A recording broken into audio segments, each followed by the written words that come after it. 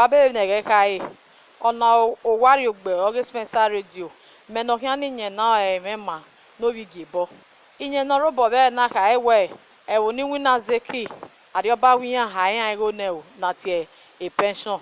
Nia here, ako Oreda doge, Nia Nari here, Nia Yari. In your way, no very animal bo, Kaewe, Ian in Loto, the Morocco, we are a webo, walk in the boom there. Very soon, I am going to be the richest landlord in this street.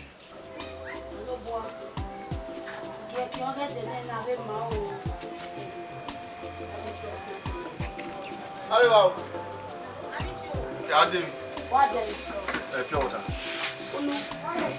No, no waka wako.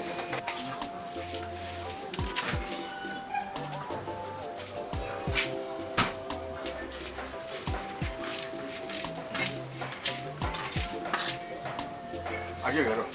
Yeah. If you are 20 naira, no, you want the money of 10 naira.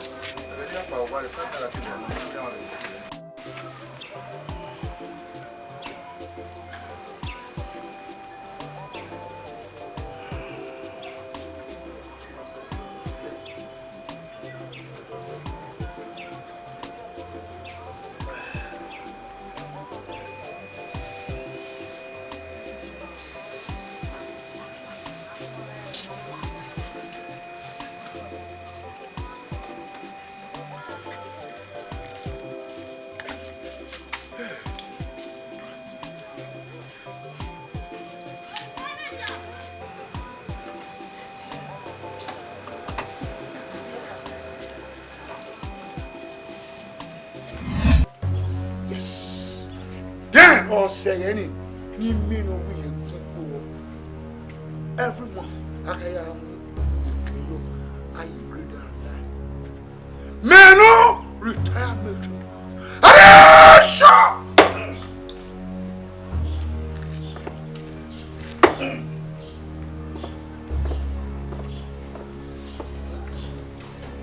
The mother fought the little one. Ah, Baba, a federal government is paying as soon as possible.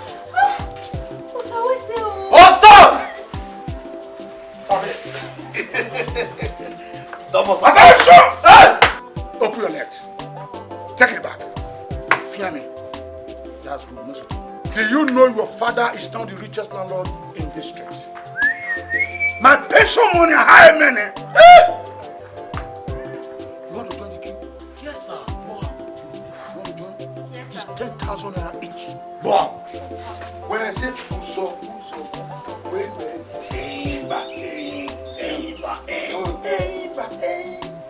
Attention! Ramwa! Take it back! Cut it! Correct. If you see money, you will Uso, where you white boys wait.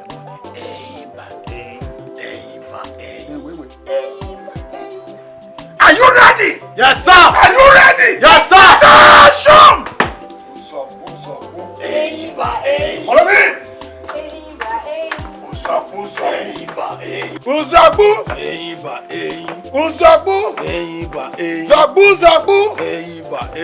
Lawani. Afun egbe. Uzabu. Zabu. Attention! Satwa. My lord. Tell me congratulations, my darling. Do that. Congratulations. Oh, my dear, that's good. No, so no. A federal government is paying from the beginning to the end. Hey. Yes. I'm not the richest landlord in the street. It's going to be every month. Do you know what? One minute.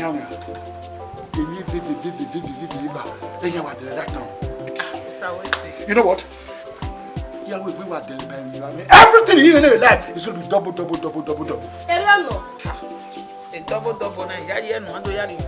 Oh, no. You know your man right now. You before to stand still. Usaku! Usaku! Silako! Wayaro! Ibiwe!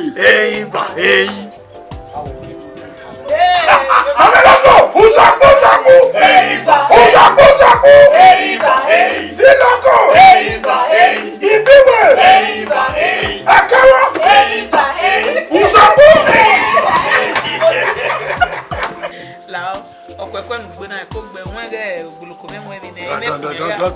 Don't worry. Money talks. You go back money now. Follow your money. I will give you your 10,000. Daddy, where's it? Yeah. Usaku! Akawa! Ibiwe! Usaku! Ibiwe! Usaku! Will you keep your shop? Sorry, sir. Cut it for me now. Get it. Usaku! Ibiwe!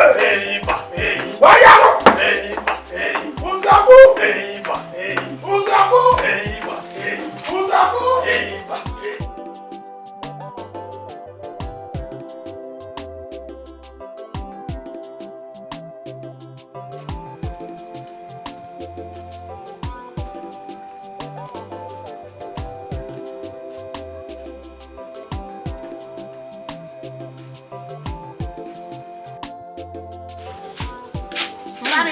Mommy, Boa. Bogia. A customer no. All the pure water we are everywhere. Okay, very well. A customer. Mommy, Katama. A customer, not the person we here everywhere. Get one of them. My way. Taking up where they bow. Told you know. My. Any curriculum also, I like a mommy.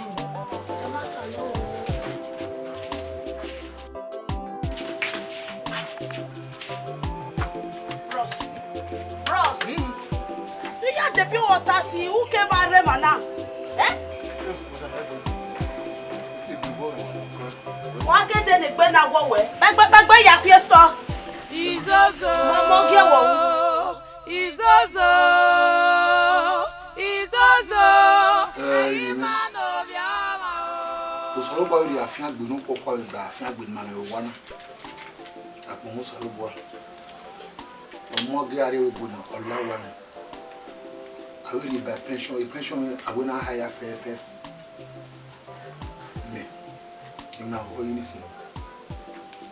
On one way where you can't abort your size, see. What? We don't live here now. Any Jesu. Okay, I'm me on a little. I'm me on a little. Any Jesu. Baba ni baba oboyi obituma o se be de na e be na no ri go ni ra me ke bi je me ya le mi ma o pe anu ko ri no wi go ri ma o le sa be wa go ge baba ni baba mama me ko na ri en ko na ga ese be mo ra yo to ri mi go no ko lo yo ni be mi na na o te ni kere ge Juliet na be ya ko ga mi wo pa baba ni baba o se oni na bolo fo no pokeba abane baba o yo ye me aro we bo do ne ha kemi ya fe no de ya o uge ememe aro e ko na ma no da bo mo wi omo je no isi ayo wani ha baba ne baba a jerie a we mi kemi a fingo a doto a bogwa a mo egusi ke we bori a mi ko bu se wo baba uge ya fe are we ni no ma o kemi ya fe no jo ye me ri ya le wo do uge asu ni me yo no ma uge ya fe aye ni me ri ni Jesu Christi no me wa fa ni Jesu Christi no me wa fa Amen. Larry, Sir? you don't go any ba. I don't know. O pe no service e bare mo iwe na. Na we fo. Ba o ya wori no ri go mu adewa. No da e bare ni. E ya gbo a. Me. Mana me. Me Aragbon as a retired military man that fought the civil war to stand still. Iyamu Omuni me suffer muari wibu. Oigari ore. Uyari yere ya koleti o very. We do ahi mubo. Ahi adoto uyado. Oga imwe gusi we imwe dade. Shut up your mouth and let me talk. Sorry, sir. Yeah, ahi ya dini. Ahi amu wa travel. Uyi. Uyi me ure wibu. Imeru yana ya muari wibu. Ibare. I will be the second military man. No, you see, if you don't take your time. No, Larry. Don't I mean you one way? You will not go. You will not marry, man. Don't you put that in our bath your back? You want our Shut up! Sorry, sir. Tony, where over the year they mind? Oh, what's what? Agharese. Nonsense. Tony, beg me.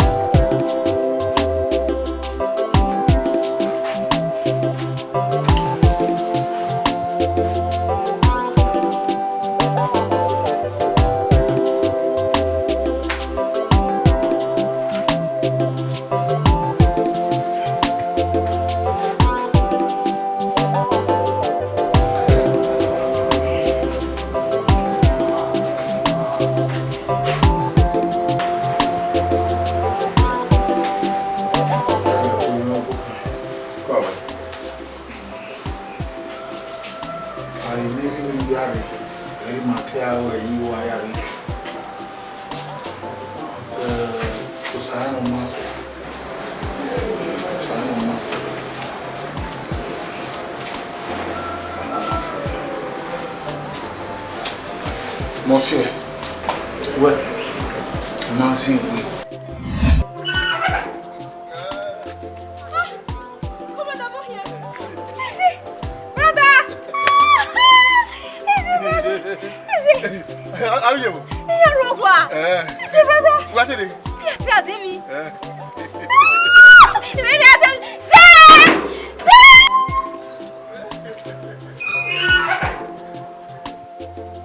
Once again, I say congratulations, my dear. What's that? My people, my viewers, was Enunice. Kere adi oyiwe wa Benin school uye. Oyiwe we Benin school uye ne. Enunice na ba ni oyiwe. Isu na mi go noro. Yeah. Congratulations. Oyiwe we the country now in Nigeria in Mayina.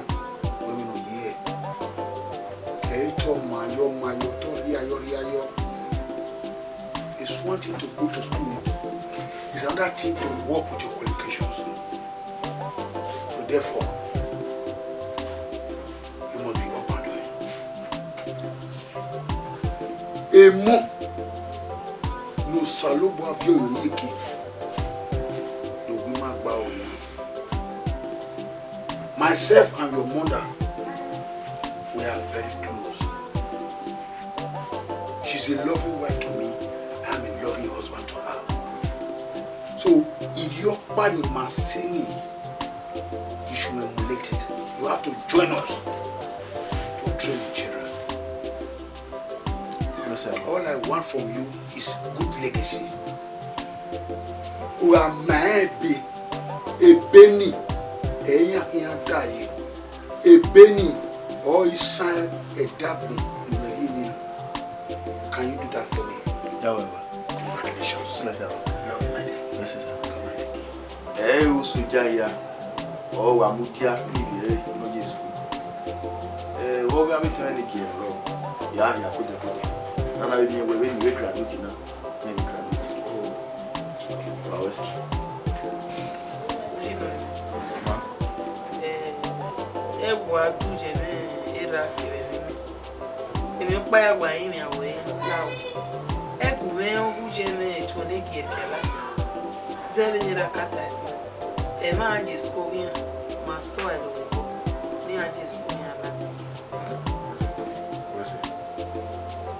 My dear, once more, congratulations. I love you, my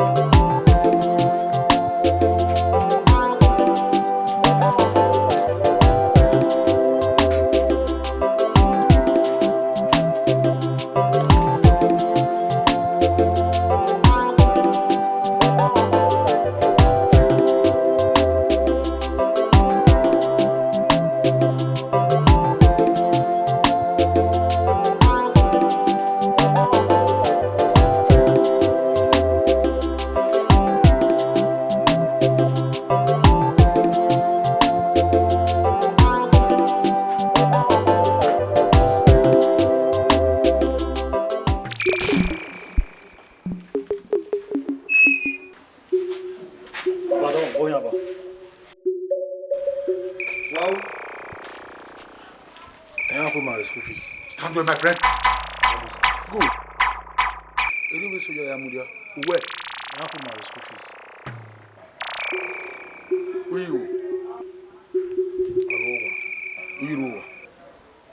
Rowa.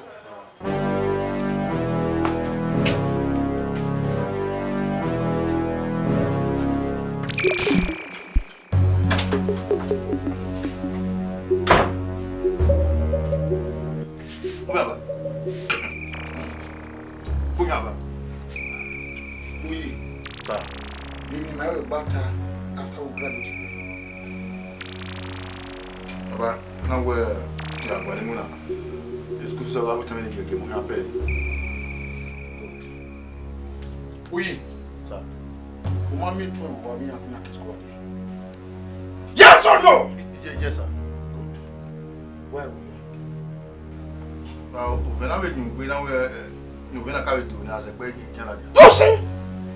That is to say where a Benum squad is fake. It's a fake paper. Very fake. Shut up your mouth. They are fake. They been after 6 months we are graduate. We know what. Baba, fake. I'm trying to say that your bet is not good enough, my dear. 0. After 6 months, 2 years. Eh? Do you know what? You got to argue where one will have to soldier. As a military man, I fought civil war to stand still. I captured Ebony, Inewi, Abagana, Usofia. As for me. I'm a dogged fighter. Extra military man. When my person war, my own Pia, who you are giving in my head. That is me for you, your father. Even my close friend, Iyamu, capture Uzebu. They shot him, but I rescued him. That is me for you. They will be men. Not my bad is there. You forget about your children. After I get them done for you, you know what you have to do that not to pay your school fees. Why you keep paying me, you not doing me and your mother to take care of them. You abandoned them.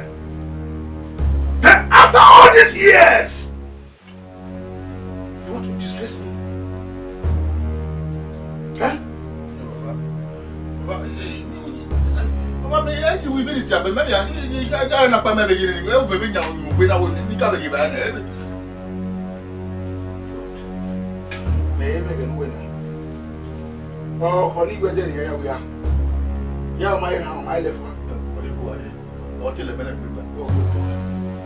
Get up. Get up! Who's it?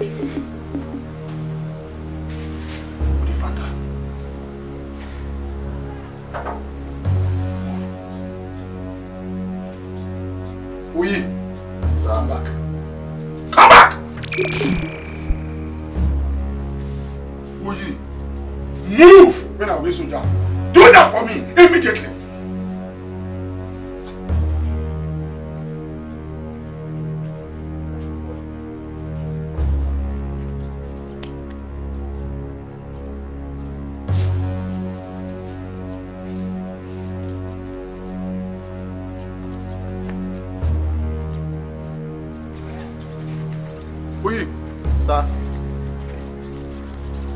Zero no we are in school. No do day by mommy we go out 20 years. After 6 months no graduate. Egbininidun now our bali say ni be struggle there as a retirement man. Are me ti kan yo ko na we are. Agharese le ke gbe utane. Muzoni ne. Yes. A fatani make sure no mistake. You must make sure what you have. Do that for me. Shut up! Do it now.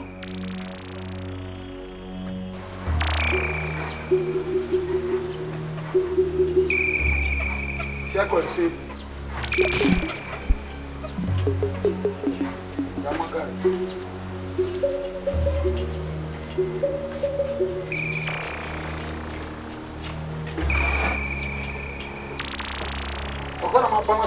right.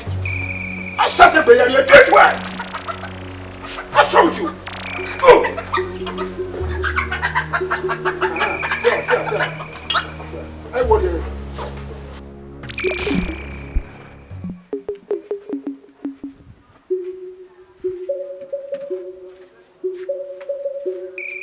When you talk about, make sure not here for. Yeah. Mukuno Samuel. Samuel you put in. Do that now.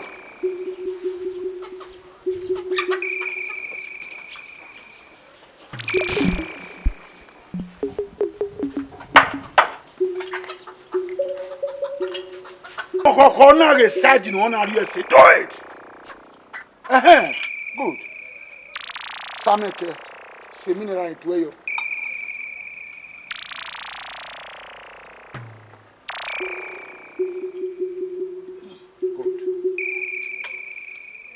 Oye, make sure no your phone. Every you will disturb me. Oye, tomorrow. Smile. Still smile.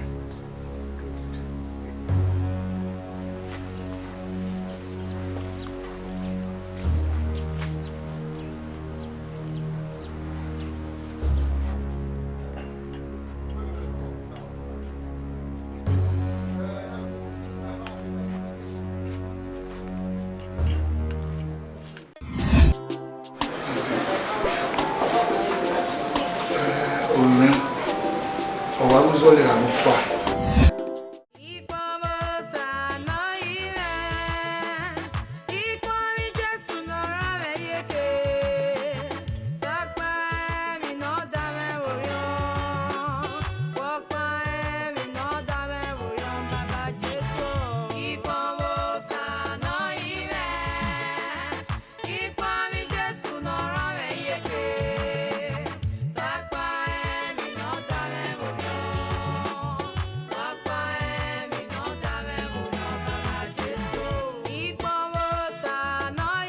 Baba. Yes, Baba. You need a letter here. Or a letter no say. You will give brother Oji.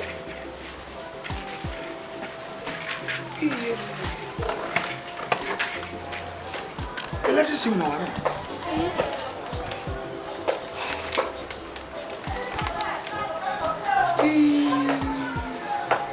You have to wipe blow how you.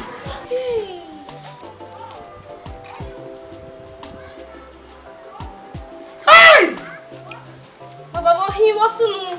Tell me soon that brother Oji. 4-bedroom flat. A jeep. Oh, I mean 120,000 Raymond. Hey! 120,000. Oji. 120,000. He get for Canada like you. Hey! He can't go get but Oji get around. Already live in Morocco. Then if you are over. Omoragie we before na agi mudiana no ya mi wina ameke nagata egia nagaswa naropai ma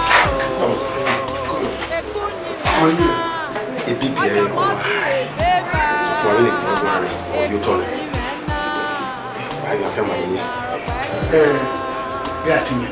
You are very afraid to go and see her. Go back to me. So, I don't want to say that. But I came in one year. No, you have my affair. But it will be a lot of behind. You are what's around. I want to know you talk. No, yeah, I go.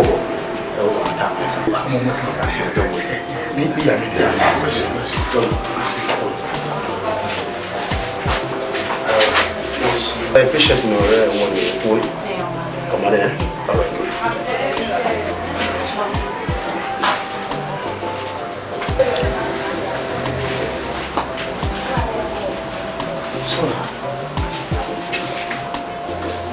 good.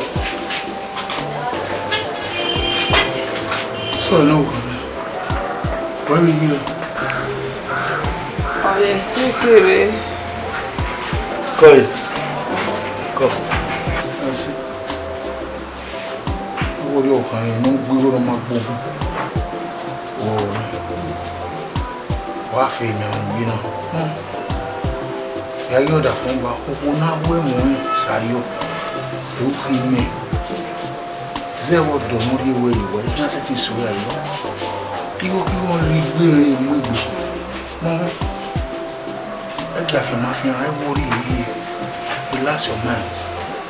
One of the one of me will know you.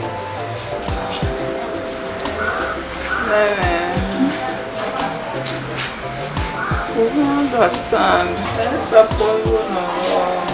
How you know? You know he didn't understand it. Am I? I'm not so aware. You know too. Izozo, Izozo, Izozo, man of Yama, Izozo. Good. What was Hey, Ramen. You're a gay boy in the quick government. Mighty Aqualimuna. When I knew. Look where they marry, and I only qualify and easy. What's the value of my bakery? Ramen Wadi. Oh, where you're quite educated in school. Not worry about Wuba. When I will lay him, they see you go on our walk for the area. Nimun and audio, or Manadi of Winnie. Emila. Mamita. Benemi ya kaebe mana eni. Egbe kindan dogo. Huh? Dege gi ologo ma no nda yan gbe. Omo I graduate o ma keke no me. O ma keke no me. Huh? Emila.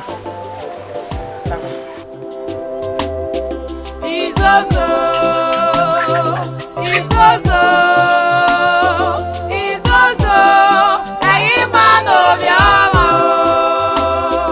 Izozo, Izozo, Izozo, Eghiman Oviahon. You see, I'm not happy. The way I'm when I come out there, not really. You see, since you guys thought where maybe I was mad or something, but no, I'm a big boy. Just take a look at you.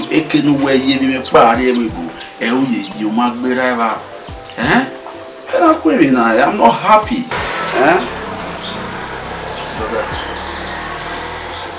Well, how well you are not happy with your good. I'm frustrated. Didn't make one. Oh, what? Agharese. Oh, yeah, I saw Jalama Busi now. I won't know this Sabisa Forest. No, you're good book. It made me dodge lava from me. Are you serious? It made dodge lava. Hey. Wow, where will I make without you leaving this country? My brother, to me now. I'm telling you. Eh? Okay. Oh God. Europe. There's no place like Europe. Eh? Oh, okay, now you tell me the one of these politicians in Omoregie where or Tier or Europe or America. Our election don't have because they know where we don't is safe. Eh? My brother, you're just fooling yourself. Just take a look at you. Brother. You don't know. The job of me. Now, you marry your saber. Now, okay, now let me shock you. Two of my friends, they by 3 of my cousins, I walked by 3 weeks ago. Yeah, wow, like Morocco, as I'm talking with you right now, they are in Europe. how? Where? He made the connections now. Your own is just where I buy is in Morocco, then I'll pick it up from there. That's my job. And one time we were in the desert, it is a little bit so. And the only man is keeping. My brother, senior, yeah. Senior, oh, man, mighty, where my cross, whereby make it alive. You understand? Okay. They know they risky say where everyone every time while you feel a bombing while you live in fear. But in Europe it's not like that. While you already where you go to work. We're going in maybe Europe any may you from. More Omoragbon one of second nation. Oh no one, that's the title. Oviahon where we must see no Ebony we not even they are big boys, eh? Like I did, I was not last week here. The governor of Valencia and he saw women, man. I told them now, man, I can't see him now because I'm very busy. I'm a busy man. Where as a company man, you're gonna be tired. I'm telling you, man. A big boy. Okay, where they are what go wine, Sabo Osaro is a big boy in Spain because when you get to Spain, my brother, man, the life is so simple. We make it one investment in Merowa. Maybe our year will buy my Baba. Investment is in Europe and America. I'm a big boy. Me I can Europe, yeah, America. I can make Australia. Well,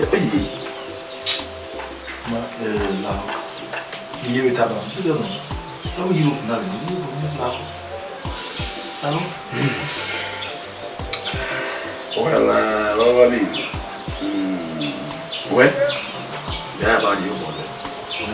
Well, first you need to look for my 150,000 the 150,000 I'm away from Kano to Rabat. So when I say Rabat, then I'll just take it from there. But I always hear about it, the 115 well, but I just want to see how serious you are. So I'll say I'm going to go on 150. So because if you already want to pay me from the credit or maybe not here now, so well, we're serious. So I want you to look for your 150. Wherever you say Rabat, I'll see you.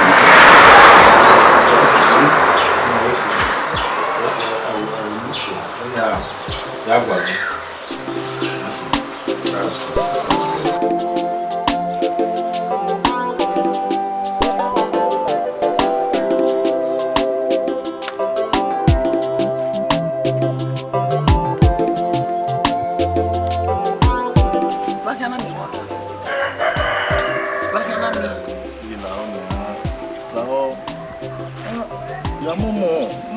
Okona ni suaro. Gay, oh saro we che igo ni rechi ha me di me. Owe do wa hawe nu da we. Ka de ni dira ke sunu ba ko awu yin wa mu ko wa pa. Owe no. Owe na mi 150 ni ya se wo ko. Ya ki o ma ke obodo mu e ko aye to yen wa de dori mu ani. Imu na agba lo Kenya ni da. Imu na mama ni na ma so bo. No opportunity na na mi do la me ba. Ila wo do to ya mu. Momo nda owi en na no di me yudo o me o waro ogun ye ta se we we en na na ri me a convert euro to naira almost 300,000 naira oni go 150 me wa la do ni under 1 month ri go gbe na kiki suke ya o ya asiku na me na mo ni na wo ila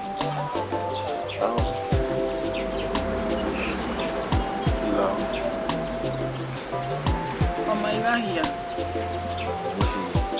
Yo sé que está en el pavo. Yo sé que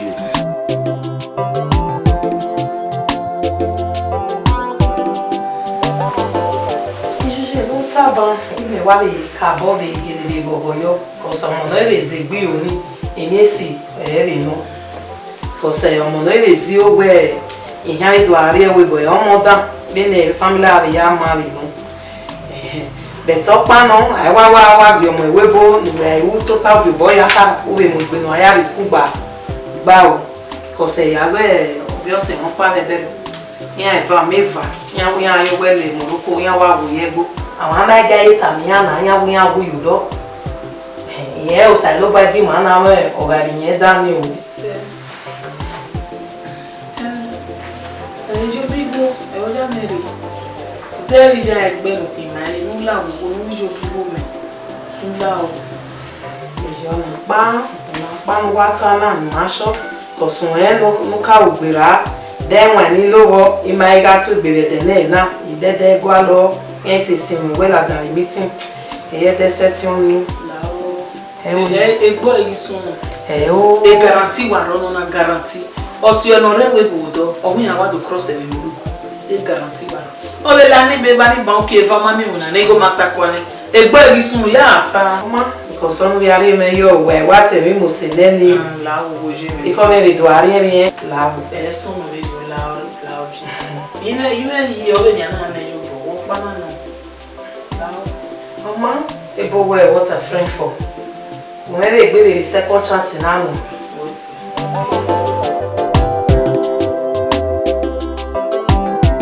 Ijuje mi wa won e na de like ato. Ata ma me wa we gbona. Iwe no bo no ki eh. Ugu ke va mi ari go ni sebete. Ma imu ese. E ke ken se na ya gbe. Azana. Na do mi wi mi ti le do afile. Upe gume we ja egbe to ta igo ma oni gbaza. Lawo no get to see me ni ma lawo we be ni mi awe lawo eso we lawo ze gbe mekere na ge lawo ege nu wa ire re o ma na ire wona ma to do mi ti bo wa we won ai do mi ti bo wa we le no hin aje lawo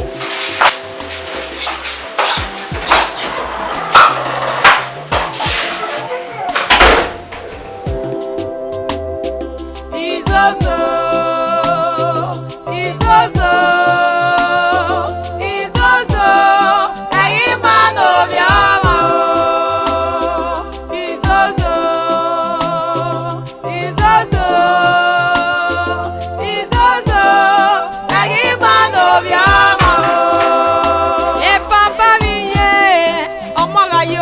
wefone agi mutiane no ya mi wina no dey adi the big boy with time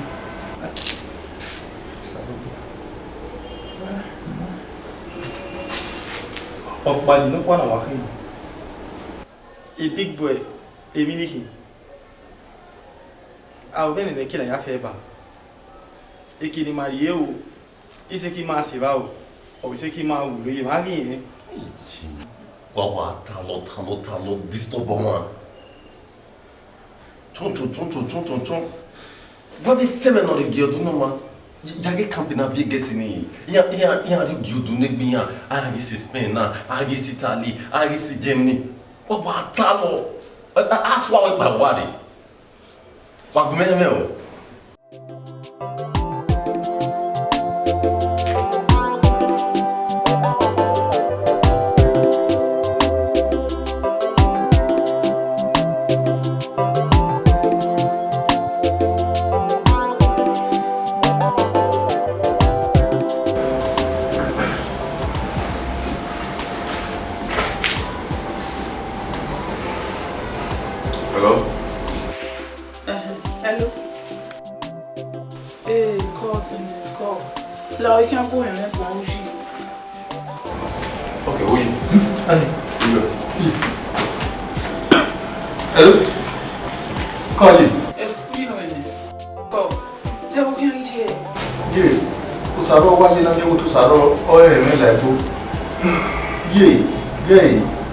Mada was the Morocco Didian in a color sorrow, not a manner where Massidian Neo, not to boy deserving no high or no mood for flyboat idea, no going to believe.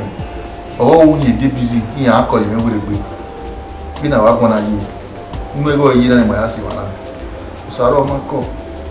I said, where might you know walking, and a woman, maybe we'll call it not the email one before now we are calling a man of the cardio. My calling of Busaro. Omagiyo odo abeli dakede na no rigo memo money rie nu enu yakpa ogwe beri mana migori egiye ni ya ogwe ya to biti wo wa me we disgrace ni kiwi me disgrace no kwa bo saro ai me na una we ma we ko we na bini kwananya ne dia di e mo ni di wa o pase oge na ni ya mama di ma ye di ma da yen we afili ma kwa yu bo ina mi o wa na bo yu webu na boy ugbo be kinoni e imaji u pa we buzola pa eyan do ya mu ra ki mama na ila wo o ya gwalibu litwa ya mu yi nu dawi ni ma wa ya wulu won yin na mi ugbo o gbe lo koko oh naka momo ama mi o go ya be ya mo we ko we mi ya pa wa ke ni adunu ki o gbe na me ma we ka we da yo we da ma we e apa kan ila wo Mama.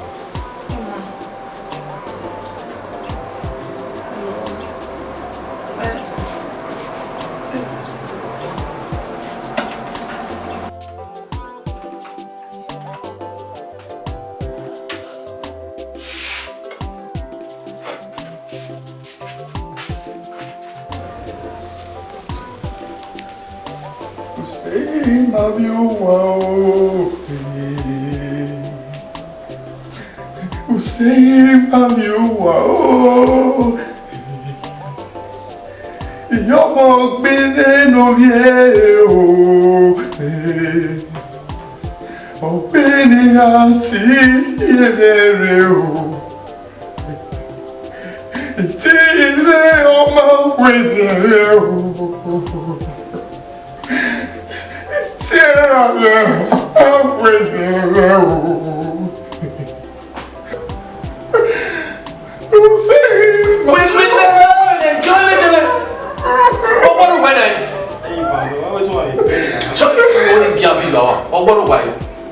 What did you report to my kid man? I don't want to get to now. One. Say mommy what? Say mommy what?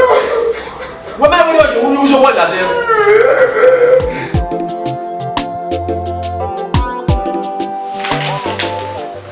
Why when I not touch you? Or if you will, mother was on board like you. Mama, yeah, Where the 300,000. I the 150 game meeting. Who the 150 go when or Egbo would on it.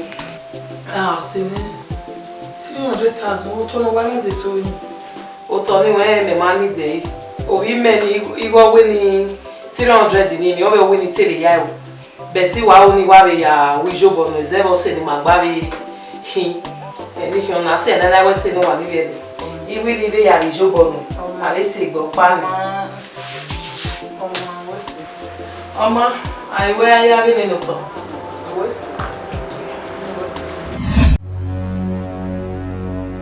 Hey! Huh? Oto. Noribiwe. Huh? Hey! Ẹni wá gbòòdá ọkọ̀ wọ́n yẹ ìyẹn náà gbà kan bí i irú náà ha mẹ́ o ẹni yá gbélé wọn ò dá ọkọ̀ náà rí yẹn òpó náà ha sámi òtọ́ ní wà hìí yìí ibi òtọ́ ní wà yẹ wà fún owó sọ rí bí wẹ́ẹ́ wù hànú bàbá sọ rí bí wẹ́ẹ́ bàbá dábọ̀ dábọ̀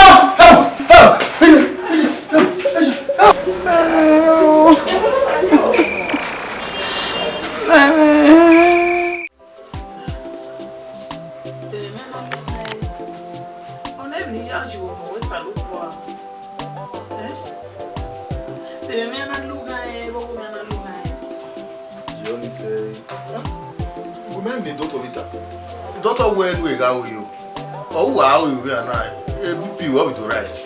Yeah, now we complain now, man complain. It was soon. You got about it. You must know my your work. But say you buy Bugia, what do you? Oh, Omoragbon. Only say, where you go now, Lune. Only say, I don't know who you go, doctor, and you are going.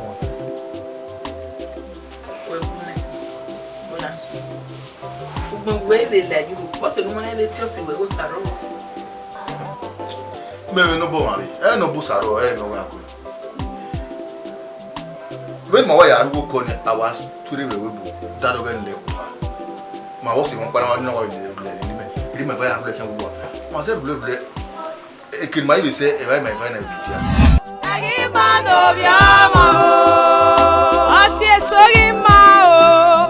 Sophie Beleku na yari o my go in a rock ma Hello, how are you? Can you come? We not me we on the cable. I'm a baru lele lo akasi. My police be on my brother. Oi. Akpo me. Ha? Akpo. Wo teme po mi na jina. O ai mi o ya se ma. Wa teme po. What do you no carry me?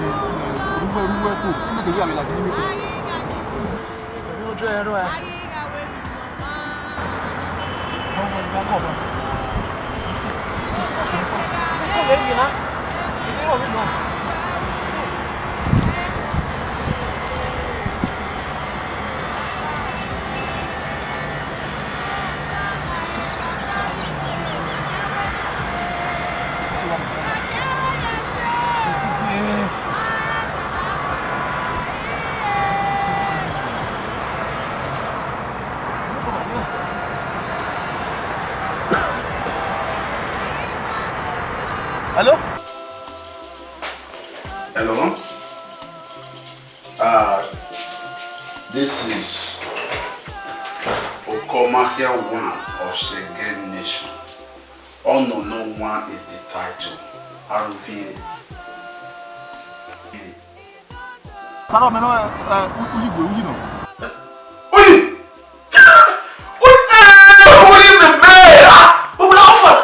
Madawala webuna, madawala maruwa.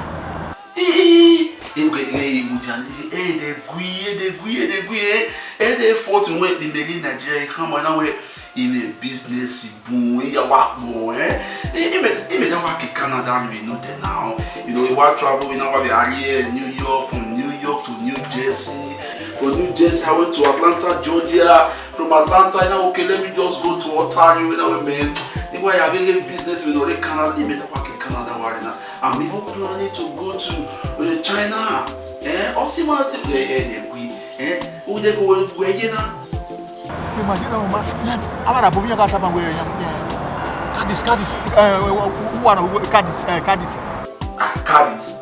Oh boy, only when I'm in Europe. The African, the downtown, oh, honey, Mary, I Kakabo now. Well, okay, really, why that's well, not soon. Yeah, I use one of my SUV jeep, you are picking up and making them more like speed. You know, you have to when you get audio, but no, let me just use the SUV so don't you must understand so go harm. So yeah, one so the one you know I like a Versace. And my woman is capable about preparing Versace and Semo. Si muove Versace non ma immagina. Quindi era da Oharayina. The police were there. I was Makubala boat. Problem, no problem. Oh boy! Ah, okay. I want to just relax. Yeah, okay. Oh man, later. Yeah, Where's he? Okay. We the room of that.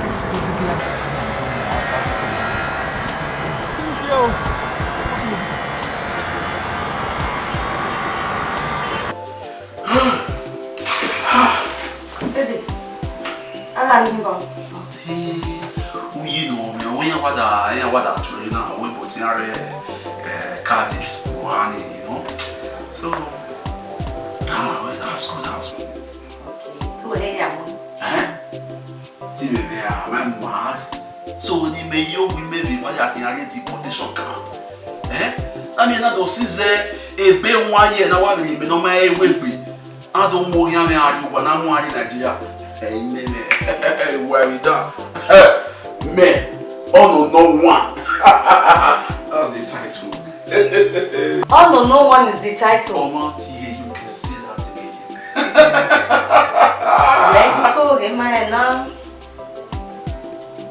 If I may go one way, we are having a war for no mega whip. Iyamu, a whip. There you got your way.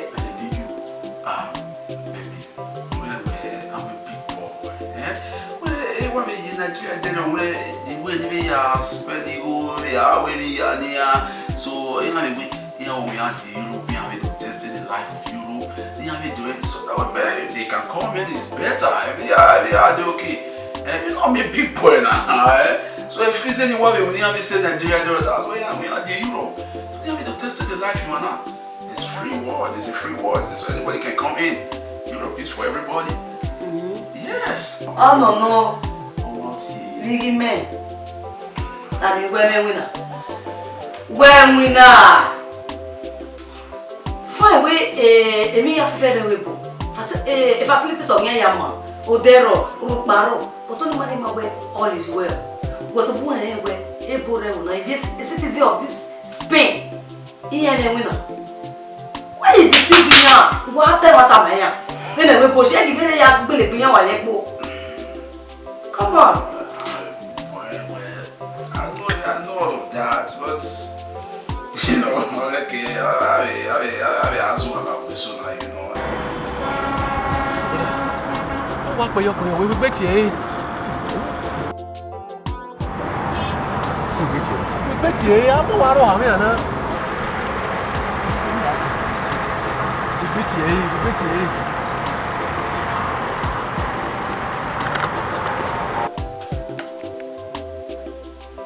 Oh, come on here. I don't know one. Yeah, we tell well.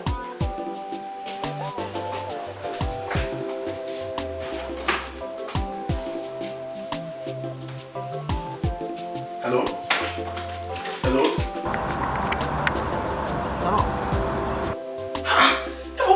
Wait a minute, you call me now, When I'm not working, he say Cadiz, he go on any affairs and say, man, you where we no money. My you do one, yeah. We mama on the radio. What? Hey, what one even know ya jam wani? No go any white man or white woman. So why la dem who na me anyone? They put me phone, a phone the person. They make an good where was in Spanish now? Say no, me and a law way or the night. What in any good the person who is in Spanish in my or make an argument the exact place in Hawaii. So no be hard I didn't drive, I didn't pick you well.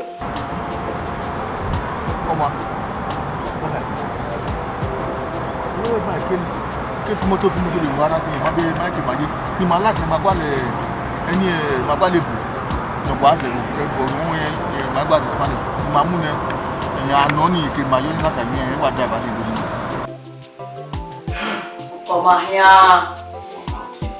Who gave you told him up, Yamama? What would told him that way now? On the first temptation, no one will lie you. I my bone where you will be or we want to progress here. Without we are here, we see Nigeria now. It was another apple. Hey, no, we had Europe. Yeah? When you're here, man, Europe is free for everybody, even though we are the king. Yeah? Wow. Mommy, the way we are to be one memory, no way since a week party. You come when I'm where, and I'm where Iyamu where you know what we meeting in Benin, and we're of your party. So I will okay. Since the end of your party, now I want more. No, I know what the two of you may. You mean I as it, but what I see, I already make a me and we did. What has some of me? Oh, no one. And you could go away. You could go away. Ew, last week, Imana, he 200 euro gives you any Bemara in Nigeria. Would in Nigeria? In the motor, in the flight ticket, in even 2,000 euro being when we are going to as a Bemata as a book. Huh? No. Iya fẹ́ wàrú ẹgbẹ́ mo mú dámọ̀ kókó kún mú yàsẹ́ pín àwọ̀. Bẹ́ẹ̀ni mẹ́sàn ẹsẹ́ owó mẹ́mẹ́ petit mind ẹkọ̀ wọ́ gbẹgbẹgbẹ. Una ìbomi àǹdí nítorí owó nà lórí àfihàn kwàrẹ̀ Germany kẹrí àmú ẹ̀yẹ ló wà. Bẹ́ẹ̀ni màá náà mímú nọ̀bù náà yíwó ìyàwó bẹ̀ Nàìjíríà. Sorry, ó sàárọ̀, sorry, èyí ẹ̀mú ni àrẹ́.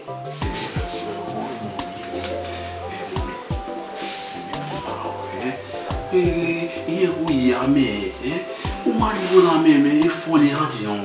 What did me come here and be very what we may do is every one here. Even though you are yeah, now when do I go away? Ebony, we need to 6 o'clock. When do I go away? When do I go away? Obasuyi, I want to understand the way you are going.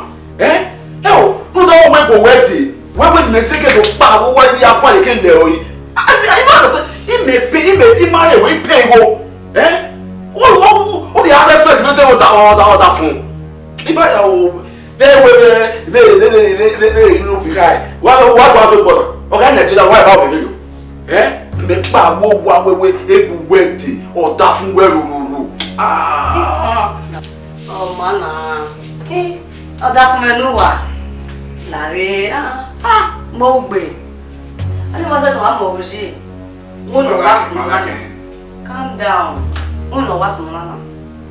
Yati, Ebony, how my way, Oviahon, your tenant, that from home.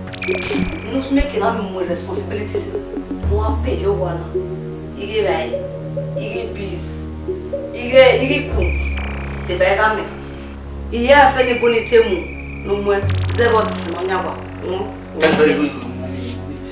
you may see you na it is very much fun ti you let me get a moment now ti you say you are one kana e beli kemi ona e ta ma e pure ni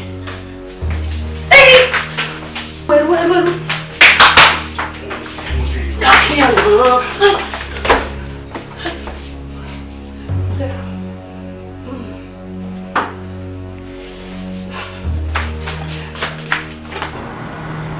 nhà chia về cái điều nó mà qua luôn à.